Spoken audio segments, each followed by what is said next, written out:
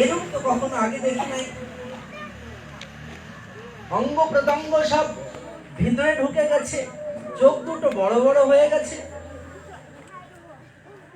এ কথা তুমি নারদ কাউকে বলো না। কিন্তু নারদ কি আর সোনার পাত্র? জগৎবাসীকে বলে দিলেন সেই জগন্নাথ বলভদ্র এবং সুভদ্রা মহারানী অঙ্গ বিকৃতি। এই জগন্নাথের ছোট জগন্নাথ হলো রোহিণীমা এমন মাধুর্য গণ সহকারে ব্রজের ভাব লীলা স্মরণ করে কীর্তন করছে।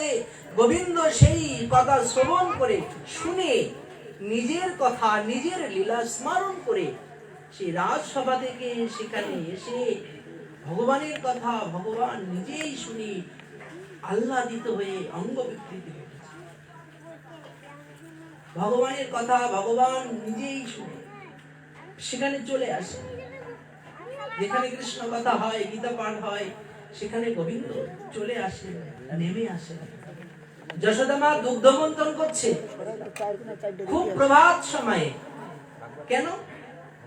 তার তো অনেক দাস দাসী ছিল, তারা তো দুগ্ধ মন্থন করে দিত।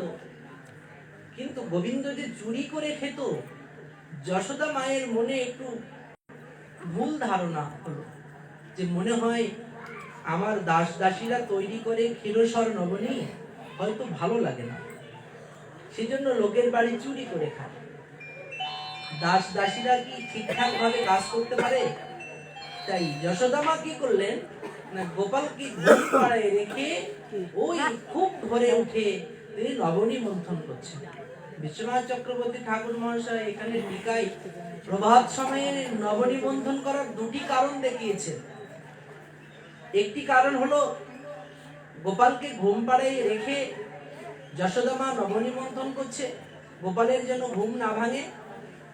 আরেকটি কারণ দেখিয়েছেন, খুব ভোরবেলায় যদি দুধ থেকে মাখন তোলা যায় তাহলে প্রভাতকালে মাখনটা বেশি হয়।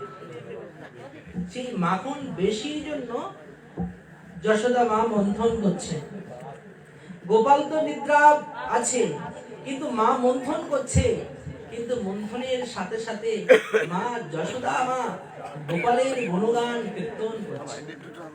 ব্রজবাসীরা যেমন করে কীর্তন করে তদ্রূপ ভাবে যশোদা মাও কীর্তন করছে।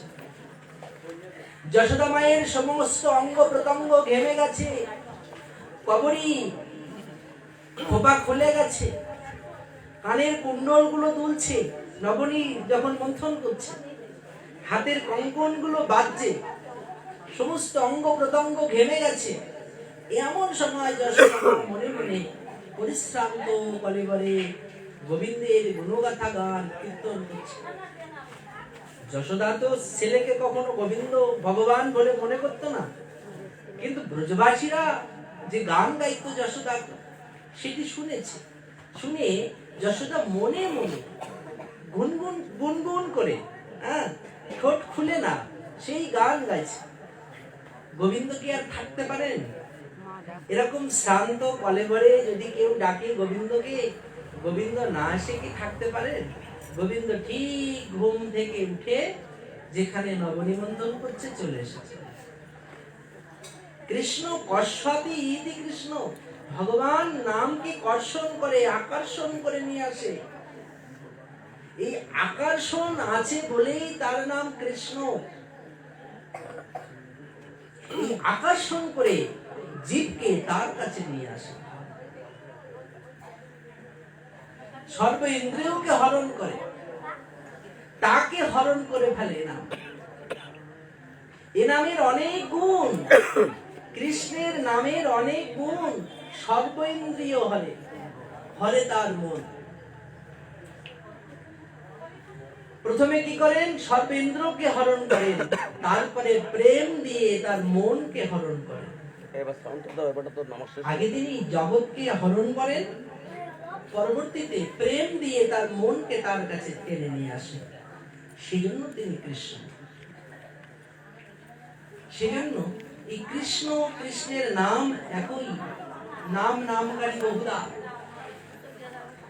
অধিক নাম এবং যিনি ভজন করছেন নামী, সেই নাম আর নামী একই তত্ত্ব।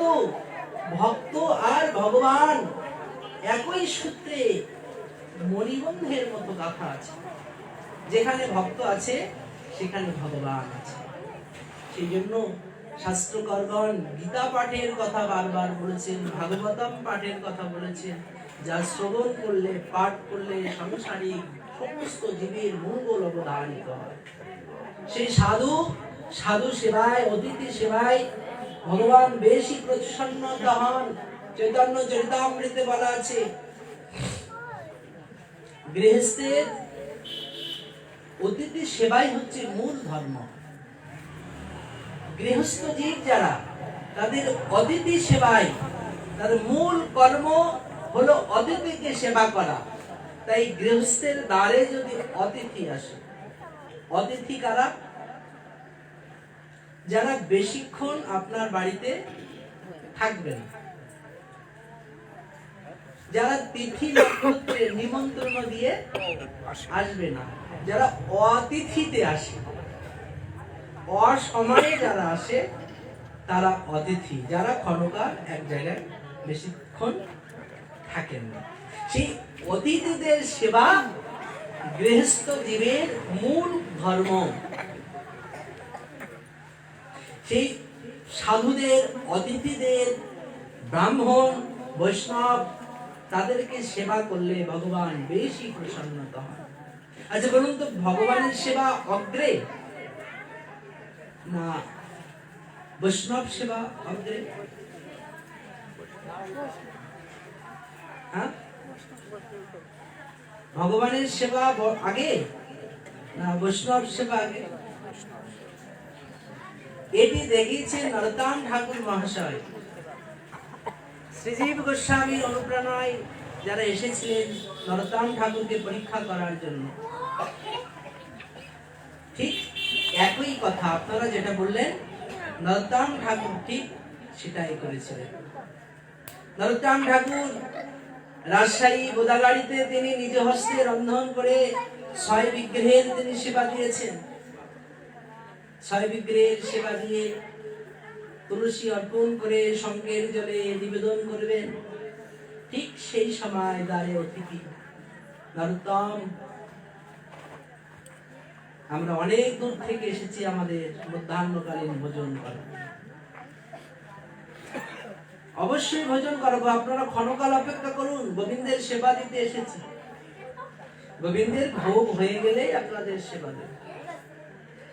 সাধুগণ বললেন অত সময় নাই, গোবিন্দের সেবা দেবে, আরতি করবে, আসমন করাবে, তাকে শয়ন করাবে, তারপরে সেবা দেবে, অনেক সময়, অত সময় নাই। তাহলে আমি অন্য দ্বার গমন করলাম। গৃহস্থের বাড়ি থেকে যদি অতিথি ফিরে যায়, অমঙ্গল হয়ে যায়। সাধু বা অতিথি যখন ফিরে যায় গৃহস্থের দ্বার থেকে, বিমুখ হয়ে ওই গৃহস্থের যত মানুষ ওই বাড়িতে থাকে, পরিবারের সদস্য, সবার আয়ু এবং পুণ্য ওই অতিথি সাথে করে নিয়ে চলে যায়। সেই জন্য অতিথিদের অগ্রে সেবা। নরোত্তম ঠাকুর মহাশয় তাই করলেন। গোবিন্দের সেবা কিছুক্ষণ পরে হলেও পাবো, কিন্তু যদি দ্বার থেকে সাধু ফিরে যায়, সাধুর সেবা আর পুনরায় পাবো না। পুরীধামে দীনবন্ধু দাস নামে এক ভক্ত ছিলেন। স্ত্রী এবং 2 সন্তান নিয়ে দীনবন্ধু দাসের সংসার। একটাই কর্ম, সারা দিনে একজন হলেও অতিথিকে সেবা করেন। এটি তার একটা নাম, যশ, খ্যাতি হয়ে গেল। নিজে ভোজন না করে দীনবন্ধু এবং তার স্ত্রী পুত্রগণ অন্যকে সেবা না দিয়ে অন্ন গ্রহণ করেন না, নিজে না খেয়ে হলেও অন্যকে সেবা করেন। দীনবন্ধু দাস নামের খ্যাতি আস্তে আস্তে ইহলোক থেকে ব্রহ্মলোক ভেদ করে সেই দীনবন্ধুর কর্ণ পর্যন্ত পৌঁছে গেল। যে মর্তের দীনবন্ধু এতই বৈষ্ণব সেবা করে, অতিথি সেবা করে, তার সেবার এত প্রতিমূর্তি, শ্রদ্ধা ভক্তি, সে এমন কোনো দিন নাই যে অতিথি সেবা না করে অন্ন গ্রহণ করে। একদিন সেই গোলকের দীনবন্ধুর বর্ণ পর্যন্ত পৌঁছে গেল মর্তের দীনবন্ধুর বৈষ্ণব সেবার খ্যাতি। দীনবন্ধু একদিন এই দীনবন্ধুর বাড়িতে আসলেন পরীক্ষা করার জন্য। গোলক বিহারী গোবিন্দ মর্তধামে বিপ্রবেশে ব্রাহ্মণের রূপ ধারণ করে গেলেন মর্তের দীনবন্ধুর কাছে। ভগবান যেদিন আসবেন সেই দীনবন্ধুর কাছে, ঠিক তার কিছুক্ষণ আগে দীনবন্ধু দাসের জ্যেষ্ঠ পুত্র ভগবানের আদেশে তক্ষক নাগের দংশনে দীনবন্ধু দাসের জ্যেষ্ঠ পুত্রের মৃত্যু হয়। দীনবন্ধু দাসের সর্বদেহটা নীল বর্ণ হয়ে গেছে। জ্যেষ্ঠ পুত্র, বড় ছেলের দেহটা। পিতা মাতা সবাই সেই মৃত তনুটা নিয়ে ক্রন্দন করছে, পুনঃ পুনঃ ক্রন্দন করছে। এতই কাঁদছে যে জ্যেষ্ঠ পুত্র মারা গেছে যেন বজ্রাঘাত করেছে। সাথে সাথে দীনবন্ধু দুয়ারে বিপ্ররূপী গোলক বিহারী গোবিন্দ চিৎকার শুরু করলেন, হে দীনবন্ধু, বাড়িতে আছো? শীঘ্র করে দুয়ারে চলে এসো। মৃত পুত্রকে রেখে দীনবন্ধু ব্রাহ্মণের দর্শনে চলে গেলেন বাড়ির আঙিনার দরজায়। বিপ্ররূপী বেশি গোবিন্দকে দেখে তিনি প্রণাম করলেন। বিপ্র বললেন, অত শত প্রণামের প্রয়োজন নাই, উদরে প্রচন্ড ক্ষুধা, এখনই কি অন্ন প্রস্তুত হবে তোমার গৃহে? আসতে যেতে শুনলাম তুমি নাকি বৈষ্ণব সেবার প্রতিমূর্তি, তুমি অতিথিদের সেবা না করে তুমি অন্ন গ্রহণ করো না। আমি বড়ই ক্ষুধার্ত, আমাকে কি অন্ন জলের ব্যবস্থা হবে?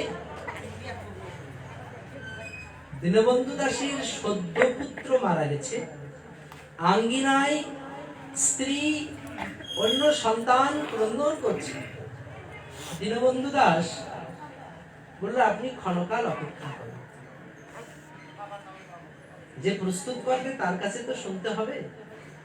দীনবন্ধু দাস ফিরে এসে স্ত্রীর কাছে বললেন, পুত্রের কাছে বললেন, দুয়ারে এক ব্রাহ্মণ এসেছেন, সে নাকি বড় ক্ষুধার্ত, তাকে অন্ন জলের ব্যবস্থা করতে হবে, সম্ভব হবে?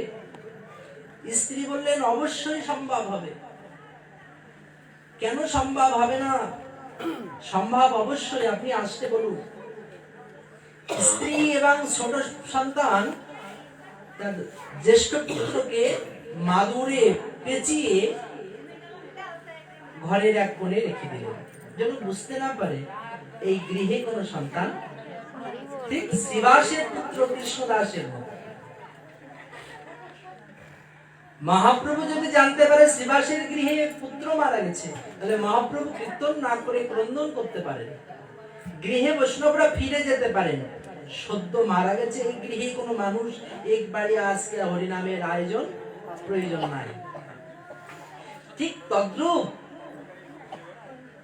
দীনবন্ধু দাসের জ্যেষ্ঠ পুত্রকে ছোট ছেলে এবং তার স্ত্রী দুজনে মাদুরে পাটিতে পেঁচিয়ে ঘরের কোন কোণে রেখে স্নানে চললেন। আর বিপ্ররূপী গোবিন্দকে দীনবন্ধু দাস বসার আসন দিয়েছে। স্নান করে শুদ্ধ বস্ত্রে রান্না হয়েছে। যথা সময়ে দীনবন্ধু দাস বিপ্ররূপী গোবিন্দকে আসনে ভোজন দিলেন। যখন সমস্ত অন্ন ব্যঞ্জনাদি সাজিয়ে গোবিন্দকে দিলেন, গোবিন্দ বললেন, আমি তো একা খাবো না, তোমার গৃহে যারা আছে প্রত্যেকে ডাকে। দীনবন্ধু দাস নিরুপায় হয়ে ব্রাহ্মণের কথা মতো 3টি পাতা সাজিয়েছে, নিজের জন্য, স্ত্রীর জন্য, ছোট ছেলের জন্য। তিনটি অন্ন ব্যঞ্জন প্রস্তুত করে সাজিয়েছে। নিরামিষ অন্ন দেখে বিপ্ররূপী গোবিন্দ বললেন, সে কি, আমি এসব খাই না, এ নিয়ে যাও। এতদিন উপবাস করে অন্ন গ্রহণ করব তোমার বাড়ি, তারপরে নিরামিষ? আমিষ দিতে হবে, যদি আমিষ না দাও আমি উঠলাম। ওঠার জন্য উনি খুব ব্যস্ত। যখন তিনি ব্যস্ত হয়ে যাচ্ছেন, চলে যাবেন, আমিষ অন্ন দরকার। দীনবন্ধু দাস বললেন, ঠাকুর, গৃহস্থের বাড়ি থেকে আপনি ফিরে গেলে অমঙ্গল হবে, আপনি অল্প সময় অপেক্ষা করুন, আমি এখনই আমিষ অন্নের ব্যবস্থা করছি। কোন রকমে গৃহস্থের বাড়ি থেকে মাংস এনে সেই মাংস রান্না হলো। যখন সাজিয়ে দিয়েছে পাত্রদ্বয়, যিনি ভোজন করবেন, ঠিক সেই সময় গোবিন্দ আবার বললেন, বিপ্ররূপী গোবিন্দ, এখানে তো সব দেখছি, কিন্তু আমি আসার সময় শুনলাম তোমার নাকি 2 ছেলে, তোমরা পরিবারে 4 জন।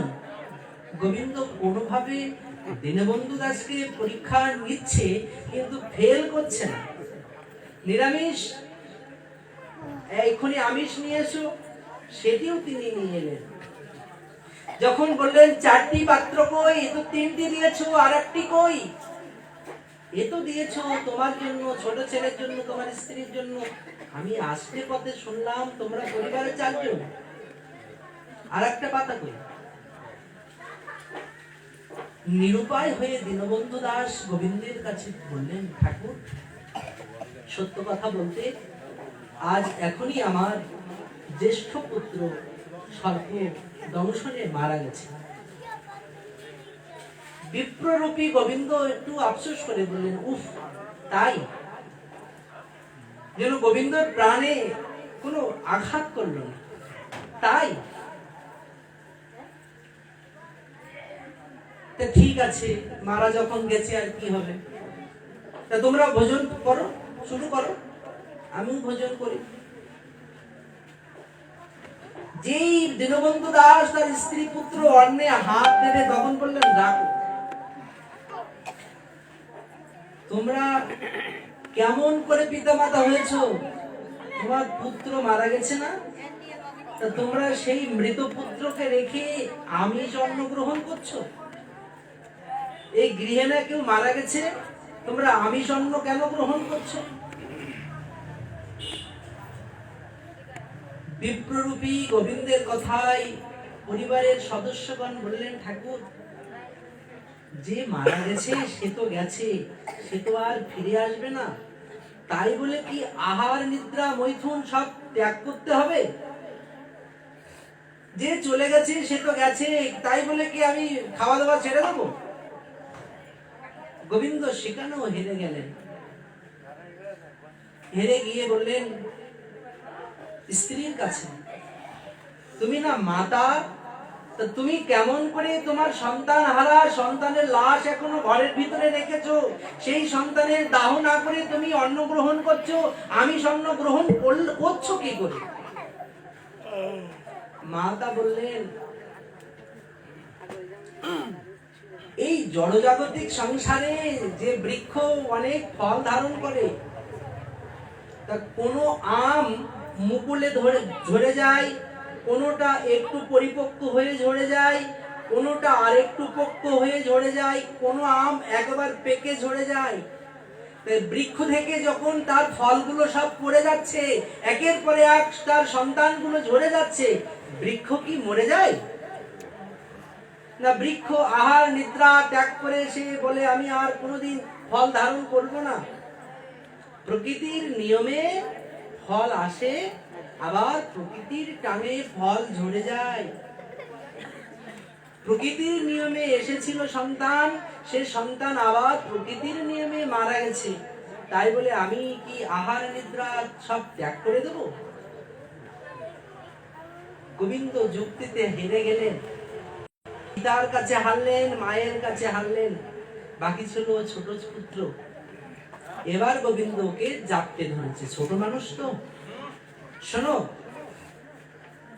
পিতামাতা তো তারা বললো তাদের যুক্তি, কিন্তু তোমার জ্যেষ্ঠ ভ্রাতা পিতৃ সাদৃশ্য, জ্যেষ্ঠ ভ্রাতা পিতৃ সাদৃশ্য, জ্যেষ্ঠ ভগ্নী মাতৃ সাদৃশ্য, মায়ের মতো মনে করা হয় বড় দিদিকে, পিতার সমতুল্য করা হয়েছে জ্যেষ্ঠ ভ্রাতাকে, বড় ভাইকে।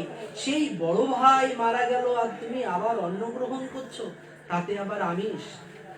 আচ্ছা, আমিষটা খাওয়াচ্ছে কিন্তু গোবিন্দ, রান্নাটা করাচ্ছে গোবিন্দ, আবার পুনঃ পুনঃ তিনি উক্তিও করছে গোবিন্দ। গোবিন্দ যখন জ্যেষ্ঠ ভ্রাতাকে এই কথা বললেন, দীনবন্ধু দাসের ছোট ছেলে বলছে, হে বিপ্রবর, কুমারশালায় কুমার অনেক পাতিল তৈরি করে।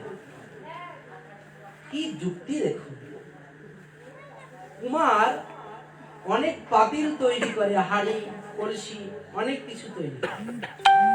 যখন তৈরি করে তখন তৈরি রত অবস্থায় কিছু পাত্র ভেঙে যায়, কিছু পাত্র রোদ্রে শুকানোর সময় ভাঙে, আবার তার থেকে কিছু পাত্র যখন আগুনে বেশি পুড়ে যায় তখন ফেটে যায়, ভেঙে যায়। আবার পাত্রটা যখন সে বাজারে বিক্রি করে, লোককে দেখানোর জন্য হাতে একটি লাঠি রাখে, পাত্রটা ধরে ওই পাত্রের গায়ে লাঠি দিয়ে বাড়ি দেয়। যদি ভালোভাবে বাজে তাহলে পাত্রটা ছিদ্র বা ফাটা নয়। আবার বাড়ি দিতে গিয়ে কিছু পাত্র ভেঙে যায়। যে পাল মশাই এই তৈরি করছে নবীন থেকে একেবারে প্রবীণ পর্যন্ত পাত্র, কোন নবীনই ভেঙে যায়, কেউ প্রবীণই ভাঙছে, সেই কুমোর কি এই ব্যবসাটা চিরতরে বাদ দিয়ে দেয়? ভেঙে গেছে বলে, মারা গেছে বলে এই সংসার থেকে কি সব উচ্ছন্ন দিতে হবে? তার জন্য শোক করতে হবে? গীতায় কৃষ্ণ ভগবান কি শোক করার কথা বলেছে? তুমি শোক করো না, বারবার বলছে, বৃথা শোক করো। অতএব কেন শোক করব? সে চলে গেছে, আমি এখন আছি, তার যাওয়ার সময় হয়েছে, সে চলে গেছে। আমার যখন যাওয়ার সময় হবে আমি তখন যাব, কিন্তু যাওয়ার আগে এই বৃথা পরিশ্রম, বৃথা ক্রন্দন করব না। দীনবন্ধু দাসের স্ত্রী এবং পুত্র একত্রিত হয়ে বললেন, কে তব কান্তা, কে তব কুমার, অতীব বিচিত্র মায়ার সংসার, কোথা হতে এসেছ তুমি, তুমি বা কাহার, শেষের দিনের কথা ভাবো একবার। গোবিন্দ তিনজনের কাছে হেরে গেলেন। পরীক্ষা করতে এসে ভগবান নিজেই হেরে গেলেন ভক্তের কাছে। এবার গোবিন্দ ভোজন না করে পাত্র থেকে, ঝোলার ভিতর থেকে নিজের কমণ্ডলটা বার করে কমণ্ডলের জলটা নিয়ে মৃত পুত্রের গায়ে ছিটাই দিলেন।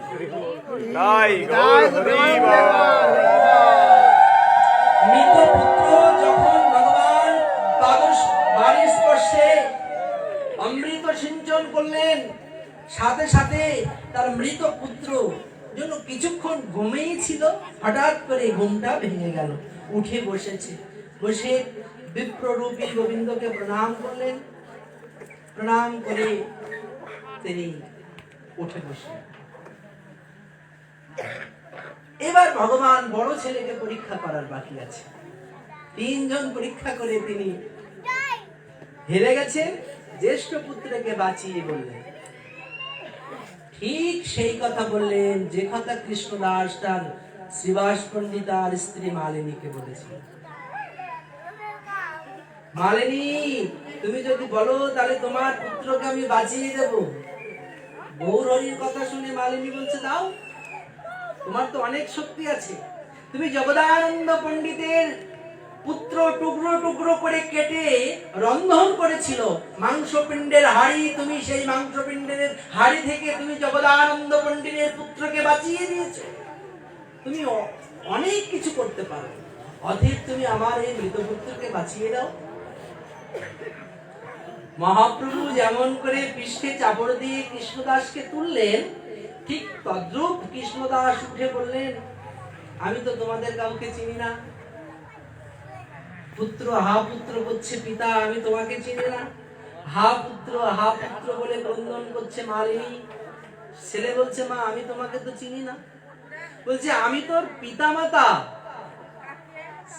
শ্রীবাসের পুত্র বলছে, তুমি কোন জন্মের পিতা মাতা?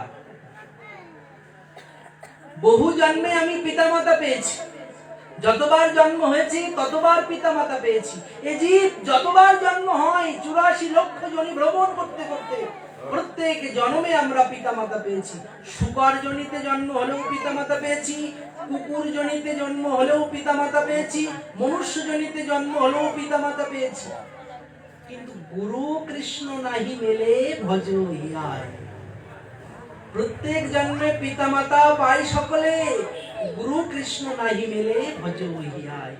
প্রত্যেক জন্মে গুরু আর কৃষ্ণ মেলে না। যেদিন কুকুর জন্ম পেয়েছিলাম সেদিন কি গুরু পেয়েছিলাম? সেদিন কি সাক্ষাৎ রূপে ব্রজেন্দ্র নন্দন ঈশ্বরকে পেয়েছিলাম? একমাত্র মনুষ্য জীবে যারা, তারাই কেবল পিতা মাতার সাথে সাথে গুরু এবং কৃষ্ণ পায়। জ্যেষ্ঠ পুত্র উঠে তাই বললেন।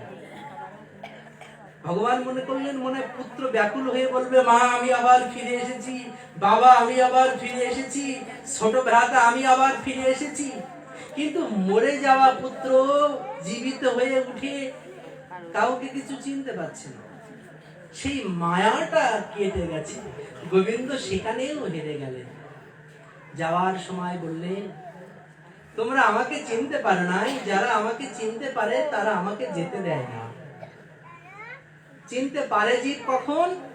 চলে গেলে তখনই জীব চিনতে পারে। থাকলে কাছে জীব তখন চিনতে পারে না। অনন্য চিন্তায়মান্ত যে জনা পর্যপাসতে তেষাং নিত্যাহরিযুক্তানাং যোগেক্ষ্যম বহামহম। এই শ্লোকে অনেকেই কেটে দিয়েছিল। অর্জুন মিশ্র পুরীর গীতা পাণ্ডা কেটে দিয়েছে। এই শ্লোক মিথ্যা, গোবিন্দ কখনো ভক্তের বোঝা বহন করে না। আবার গীত গোবিন্দ লিখতে জয়দেব মনে পড়ছে না বলে পাত্র রেখে স্নান করতে গেছেন। পেয়েছে কে? প্রত্যেক ভক্ত সে ভজন করেছে, কিন্তু সে পায় নাই, পেয়েছে তার সহোদরী। জয়দেব গোবিন্দকে দেখেন নাই। জয়দেব স্নান করতে গেছেন, গোবিন্দরূপী জয়দেব এসে পদ্মাবতীর হাতের সেবা গ্রহণ করেছেন। পদ্মাবতীর সেবা শুশ্রূষা নিয়ে গোবিন্দ বিশ্রাম করেছেন। আবার গ্রন্থ মন্দিরে দেহি পদপল্লব মদারাম লিখে দিয়েছেন। অর্জুন মিশ্র তিনিও পান নাই যে গীতার এই শ্লোক কেটে দিয়েছে যে গোবিন্দ কখনো ভক্তের বোঝা বহন করে না। ভক্তের বোঝা ভগবান বহেন না, বরঞ্চ ভগবানের বোঝা জন্মে জন্মে তার ভক্তরাই বহন করে। অর্জুন মিশ্র গোবিন্দকে দেখা পায় নাই, দেখা পেয়েছে অর্জুন মিশ্রের স্ত্রী পুরীধামের গীতা পাণ্ডা। তিনি এই শ্লোক লিখে কেটে দিয়েছেন, কিন্তু তিনি দেখেন নাই, দেখেছে তার স্ত্রী। অতএব মাতৃশক্তির গুরুত্ব অধিক, পিতাদের থেকে মায়েদের ভূমিকা অধিক। কৃষ্ণ ভজন, সাধু সঙ্গ, গীতা পাঠ, গোবিন্দের পূজা পার্বণ বেশি বেশি করে করতে হবে। আর তোমাদের কৃপায় যদি বাবারা উদ্ধার পেয়ে যায়। ঠিক তদ্রূপ সাধু রূপী গোবিন্দ বিপ্রকে তিনি চিনতে পারলেন না। ভগবান একথাই বললেন, আমাকে তোমরা চিনতে পারো নাই, আমি গেলে পরে তখনই চিনবে। এবার 3-4 জনকে ভগবান আশীর্বাদ করলেন যে জন্ম জন্মান্তরে হহু তব ভক্তি মোর চরণে। জন্ম জন্মান্তরে আমার চরণে অগাধ প্রগাঢ় ভক্তি হয়ে থাক। এই আশীর্বাদ করে গোবিন্দ যখনই প্রস্থান করলেন, সেই গৃহ থেকে যেন একটা পদ্মের সুবাস চলে গেল। গোবিন্দ যখনই পদার্পণ করলেন, গোবিন্দের চরণ যেখানে রেখেছিলেন সেখানে যেন পদ্মের চিহ্ন ভেসে উঠল। অতি বৈষ্ণব সেবায়, অতিথি সেবার প্রতিমূর্তি সাক্ষাৎ গোবিন্দ সেবা ভূষিত হন। অতিথি সেবার মূল্য আমরা দেখেছি, ধরাসতী স্তন বাধা রেখে ধরাসতী অতিথি সেবা করেছে। অতি এই বৈষ্ণব সেবা, অতিথি সেবার মাধুর্য কলিযুগে অগাধ প্রগাঢ় ভূমিকা রাখে। সেই জন্য সবাই অতিথিকে সেবা করবে। শাস্ত্র বললেন অতিথিকে কি দিয়ে সেবা করবে? না, অতিথি আসলে তাকে সম্ভাষণ করবে, তাকে ভালো আসনে বসতে দেবে, গৃহের ভালো দ্রব্য তাকে দান করবে। এই তো খাওয়ার ধান্দা সাধুদের। যার গৃহে কিছু নাই, যার গৃহে কিছু নাই দেওয়ার মতো, শুধু তাকে সম্ভাষণ করে এক গ্লাস জল দিবে। বলেন যদি সেই বাড়ি নিরামিষ কোনো পাত্র না থাকে, সাধুদের জল দেবো কি করে? কোনো পাত্রই নেই, এমন কোনো বাড়ি নেই যে গ্লাস নেই, আছে, কিন্তু আমি একটু জুড়ে দিলাম, মনে করো নিরামিষ পাত্র নাই, সাধুকে কি দেব বা অতিথিকে কি দেব? শাস্ত্রে বললেন যদি জল পর্যন্ত তোমার গৃহে না থাকে, তবে মুখের শুধু অমৃত বাক্য দিয়ে তাকে সেবা করবে, মুখের কথা দিয়ে সেই অতিথিকে সেবা করবে। কারণ কখন কোন রূপী কে আসে এটি কেউ বলতে পারে না। সেজন্য অতিথি সেবা, ধাম দর্শন করলে অতিথি সেবা দিতে হয়। ধাম দর্শন করলে অপরাধ হয়, আবার ধাম দর্শন করলে পুণ্য লাভ হয়। দীপক বাবু ধাম দর্শন করে এসেছিলেন, সেই জন্য আজকে বৈষ্ণব সেবা দিচ্ছেন, পিতৃমাতৃ তিথি সাথে যুক্ত করে। ধাম দর্শন করে বৈষ্ণব সেবা কেন দিতে হয়? না, ধাম দর্শন করলে অপরাধ হয়। কেউ ধামে যে একটু পান খেয়ে পানের পিক ফেলে দেয়, ধামে যে জল খেয়ে জলের কুলুকুচু করে ফেলে দেয়, ইহাতে অপরাধ হয়। ধাম পাদুকা পরে ধাম দর্শন করলে অপরাধ আছে, ইত্যাদি ইত্যাদি থেকে অপরাধ আছে। সেজন্য ধাম দর্শন করলে অপরাধ হয়, কিন্তু অন্যান্য ধাম আর নবদ্বীপ ধাম সম্পূর্ণ পৃথক। সব ধামে অপরাধ আছে, কিন্তু নবদ্বীপ ধামে কোনো অপরাধ নাই। পুতনা গোবিন্দকে স্তন পান করাতে এসেছিল, তার অপরাধ ছিল তার স্তনে বিষ মাখিয়ে রেখেছিল। ভগবান তাকে শাস্তি দিলেন, তাকে মৃত্যুবরণ করালেন।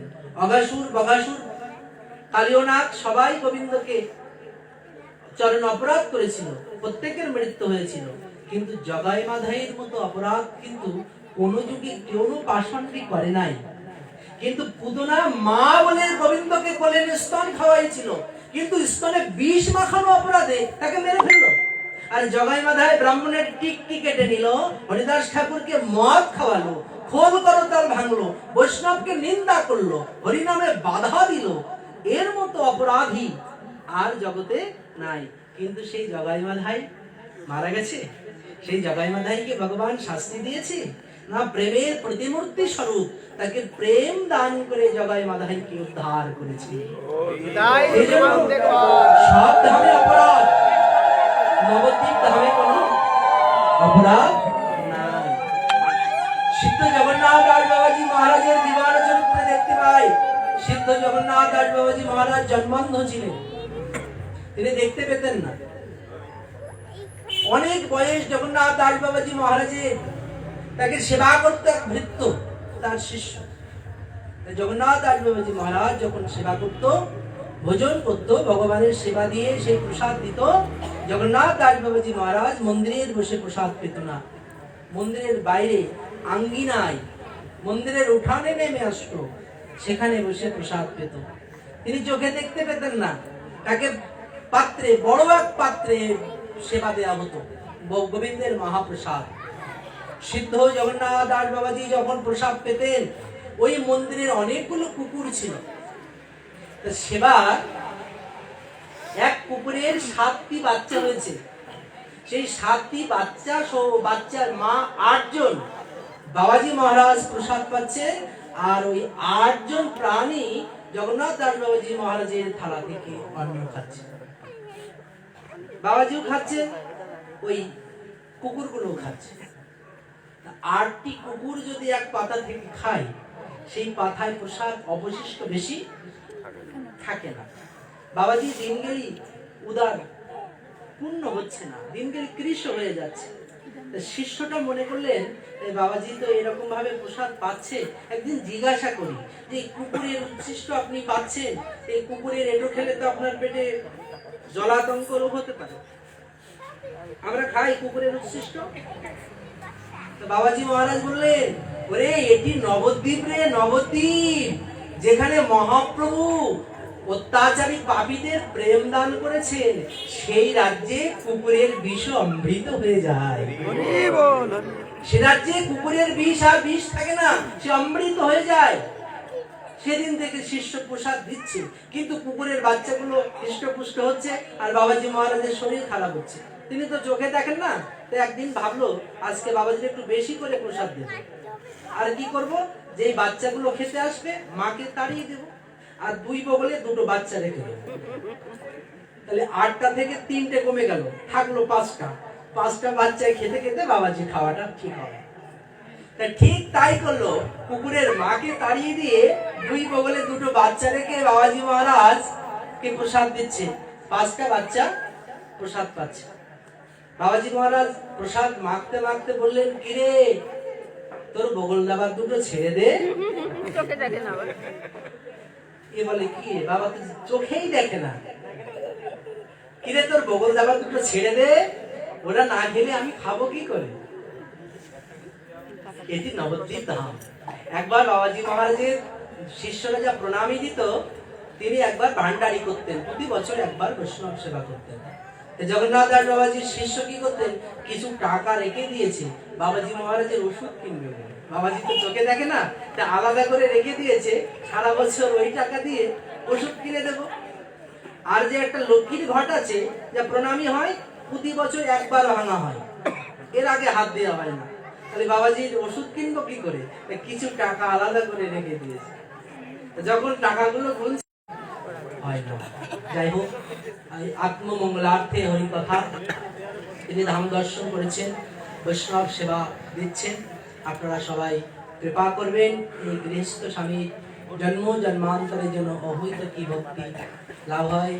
গুরু গোবিন্দ যেন তাকে ভগবত ধাম আরো দর্শন করান এবং ভগবানের অনন্তময় আতুল আতুল চরণপদ্মে তাকে স্থান দেন।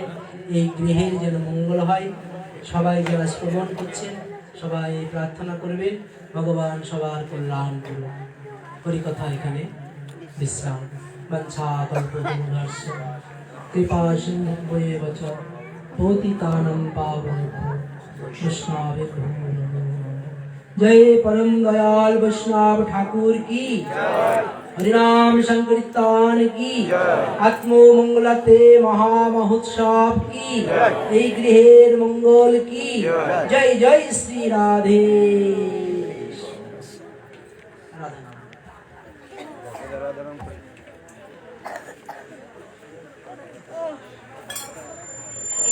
হালটা নিয়ে কেউ বেরোন একটু পরে নিয়ে যখন নাম করবেন ও তার দাদা কোন সব করে আপনার ব্যাগ থাকলে কার বিমারি এই যাবেন মোবাইল ছোট মোবাইল ঠিক আছে আরে মাইকে সেট করে সব পত্তা লাগায় নি তুই এনে কথা বড়টা দিয়ে দে ওই কথা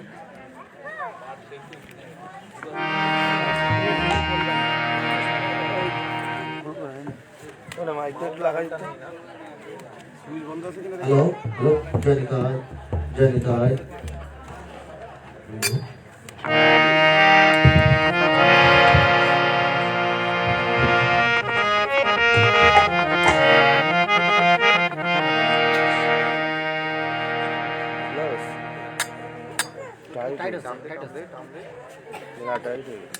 এইদিকটা আসো, ঠিক করে দেন তো। কই আসছে আসছে আসছে আসছে আসতে আসতে শেষ।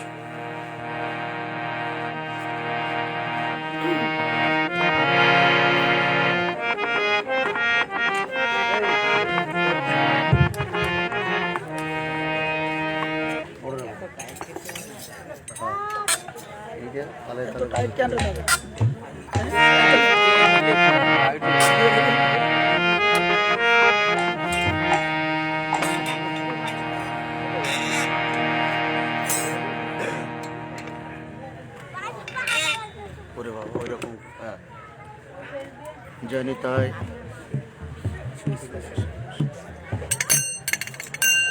জয় নিতাই